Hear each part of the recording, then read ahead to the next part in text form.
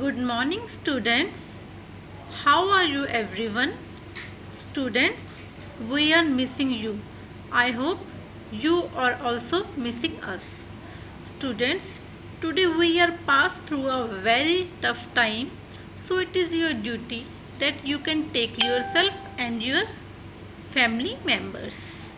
So, students, there is a one quote for you that education is our passport to the future. For tomorrow belongs to the people who prepared it for the today. So, according to the this quote, we can start our new chapter, that is the Mughal Empire.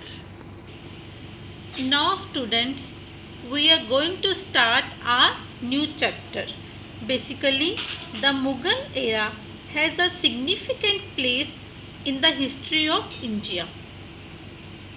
The Mughals ruled from early 15th century to the early 18th century, after which the powerful and control over the Mughal empires start going diminishing day by day. Dear students, the Mughal empires were not just good warriors, but they were also be able to be good administrators. So, this slide shows you a classical period of a Mughal empire. So, there are various types of rulers that rule on the Mughal empire. Our Mughal empire starts from the Babur and ends with the Aurangzeb. So, in this chapter, we can study about all these Mughal empires step by step and one by one. Now, let's start about the topic Mughal Empire. There are various types of administration and society that rules under the Mughals. So, our first is the Babur. Basically, the Mughal Empire was founded by the Babur. So, Babur was born on 14 January 1483. Babur was the first great Mughal ruler. The name Babur is derived from the Persian word that means tiger. He founded the Mughal Empire after his victories at the Battle of Panipat in the year 1526. Students, this slide shows you a portrait of Babur from an early illustrative manuscript, and the second one is the picture of the first battle of Panipat. There is a battle of Kanwa. Here this was fought near the village of Khanwa, about 6 km west of Agra, in the year 1527.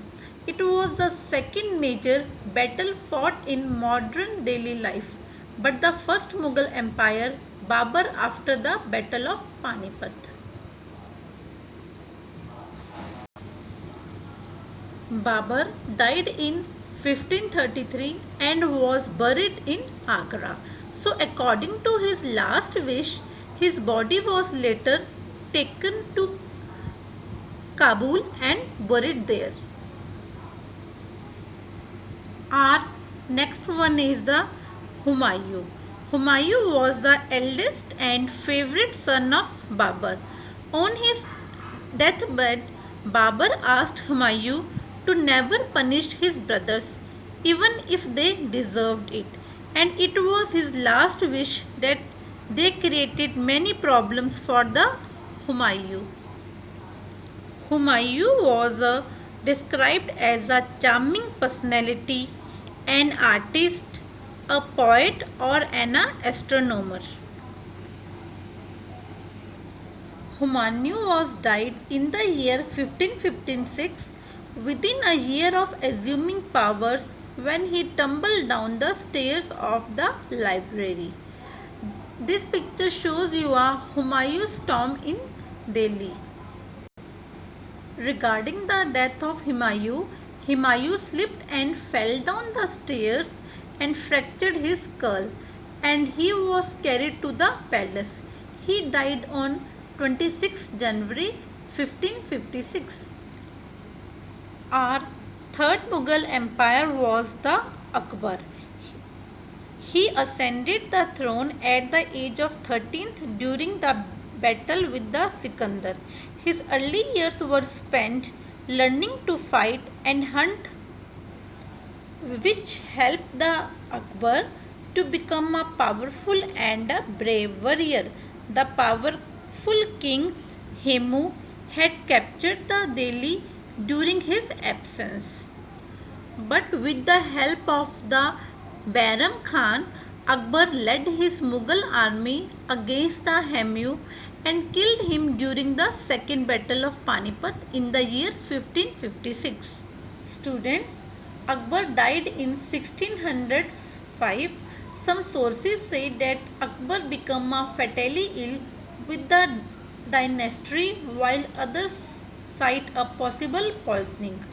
Many architectural masterpieces were built at the time of Akbar. Akbar started construction of Fatehpur Sikri near Agra, Lahore Palace, Buland Darwaja, etc. Our next ruler is the Jahangir. Jahangir was a tolerant and a liberal ruler like his father. Basically, Jahangir also maintained good diplomatical relations with other rulers. Jahangir was born on 30th August in the year 1569. Jahangir was also married to Shah Begum, a princess from Amber, who killed herself in 1605 out of shame at the rebellion of her son Prince. Student, this is the picture of wife of a Jahangir. She was a very beautiful and a strong woman. She soon becomes Jahangir's favorite queen and assumed to be the title of Noor Jahan, that means light of the world. Student, this is our next ruler, Shah Jahan.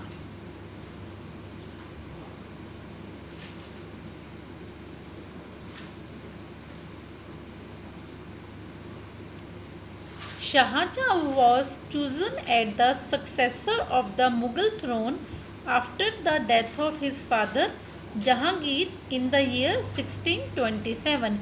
He ruled from 1627 up to the 1658. Shah Jahan makes his empire with the full glory. Everybody will enjoy his glory and the ruler.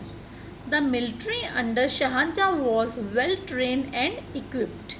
The administration followed the proper measures to ensure appropriate distribution of resources. The administration was properly maintained.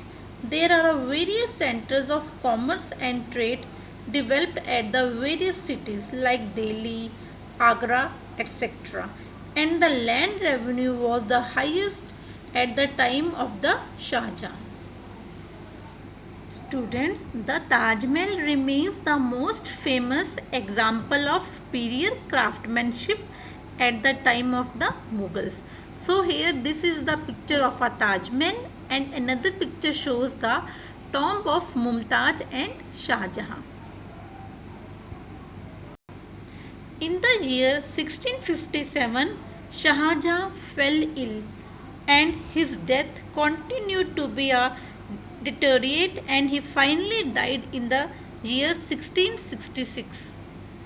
And after his death, his dynasty became declined day by day.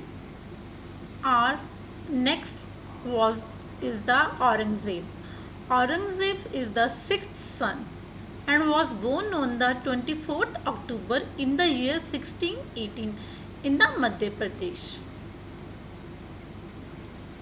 Shah Jahan rewarded the Aurangzeb for his bravery during an elephant fight and given him the title of Bahadur.